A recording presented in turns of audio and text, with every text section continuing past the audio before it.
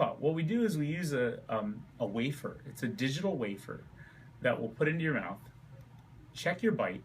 According to that paper and the digital records that we get, we can see where there are any interferences. Not only when you bite straight down, but when we go into excursion, which is side-to-side patterns, or when we go forward and backward, which is protrusive patterns. And when we're looking at all those patterns, we look to see if there's anything that's out of the norm. And if there are things that are out of the norm, they need to be adjusted. Sometimes it's as simple as taking a burr and just lightly sanding it down. And sometimes, if the bite's really far off, it requires more aggressive therapy. It depends. Every case is different. Some cases require some level of crown and bridge work. Some cases require some wisdom teeth to be removed. Some cases require just simple what's called occlusal equilibration, which is a process that takes a couple of visits. Okay, so equilibration, great question. We use a conjunction of that same digital wafer that we were talking about. It's called a T-scan.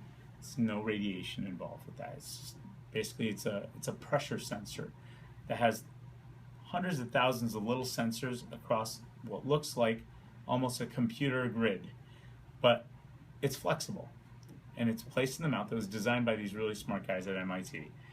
Put it in the mouth, bite into it, and it records not only where things are biting, but the timing of the bite. And when we record that timing of the bite, that's where we can see if there are any interferences early, late, in the middle, and where that pressure is coming down. So we can look at actual percentages per tooth as to how much pressure is going into one area versus another.